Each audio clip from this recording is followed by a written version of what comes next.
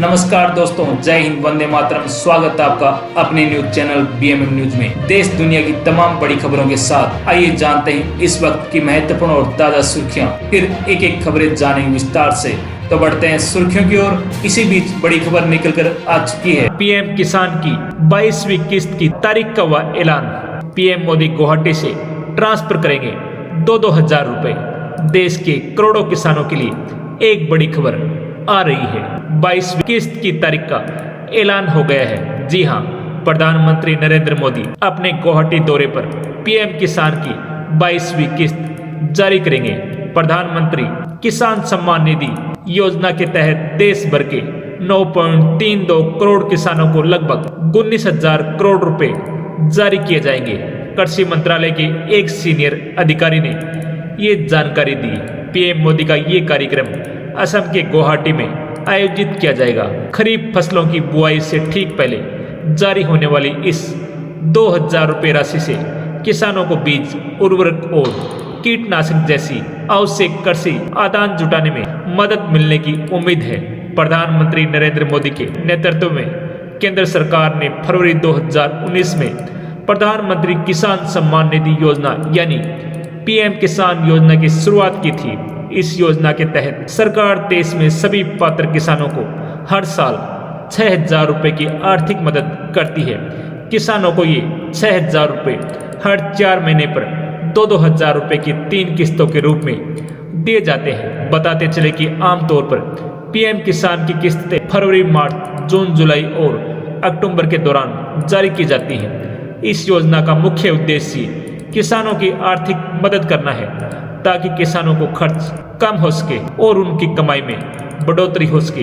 PM Modi ने पिछले साल 19 नवंबर को पीएम किसान की 21वीं किस्त जारी की थी, जिसके बाद से ही देश भर के करोड़ों किसान 22वीं किस्त का बेसब्री से इंतजार कर रहे हैं। योजना के पिछले आंकड़ों के अनुसार फरवरी 2025 में 19वीं किस्त के रूप में 9.8 करोड़ किसानों को 22,000 करोड़ रुपए अंतरित किए जाएंगे। इसके बाद अगस्त 2025 में 20वीं किस्त के तहत 9.7 करोड़ किसानों को 20,500 करोड़ रुपए और नवंबर 2025 में 21वीं किस्त के रूप में 9 करोड़ किसानों को 18,000 करोड़ रुपए दिए गए थे। 21वीं किस्त लगभग 4.09 लाख करोड़ रुपए के कुल वितरण के साथ पीएम किसान सम्मान निधि कृषि क्षेत्र के लिए सरकार के प्रमुख प्रत्यक्ष लाभ अंतरण कार्यक्रमों में से एक बनी हुई है। चलिए बढ़ते हैं अगली बड़ी खबर की ओर। देश में एलपीजी का प्रोडक्शन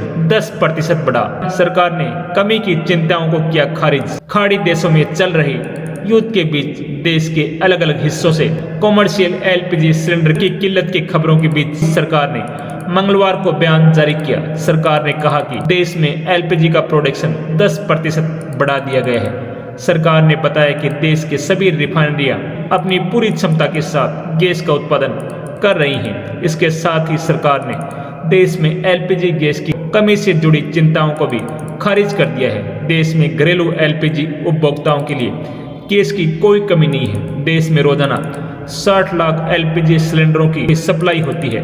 उन्होंने कहा कि देश में किसी भी तरह की जो कमी है उसे इंडस्ट्री से डाइवर्ट करके पूरा किया जा सकता है। डिस्ट्रीब्यूटर के पास लगभग 2.5 दिन में स्टॉक पहुंचता है, वो आज भी 2.5 दिन ही है।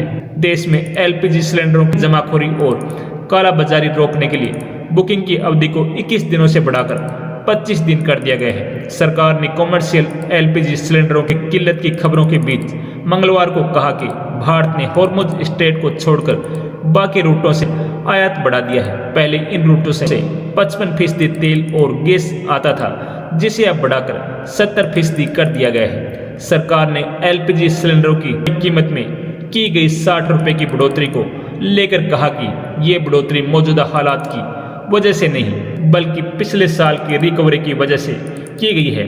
बताते चले कि देश के अलग अलग हिस्सों से ऐसी खबरें आ रही हैं। वहां रेस्टोरेंट, होटल, ढाबों पर अचानक कॉमर्शियल एलपीजी सिलेंडरों की सप्लाई बंद कर दी गई है। दिल्ली में रेस्टोरेंट और होटलों के संगठनों ने बताया कि कई रेस्टोरेंट और होटलों के पास सिर्फ आज रात तक का ही स्टॉक है, जबकि 70% रेस्टोरेंट और होटलों के पास अब सिर्फ 2 दिनों का ही स्टॉक बचा हुआ है।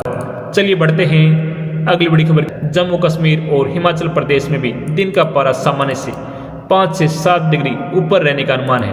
एक नए पश्चिमी विक्षोभ के सक्रिय होने से 15 मार्च तक हिमालयी क्षेत्रों में मौसम बदला रहेगा। जम्मू कश्मीर और हिमाचल में गरज चमक और 30 से 50 किलोमीटर प्रति घंटा की रफ्तार से चलने वाली हवाओं के साथ ओलावृष्टि की संभावना है। जम्मू कश्मीर में भारी बारिश का अनुमान है।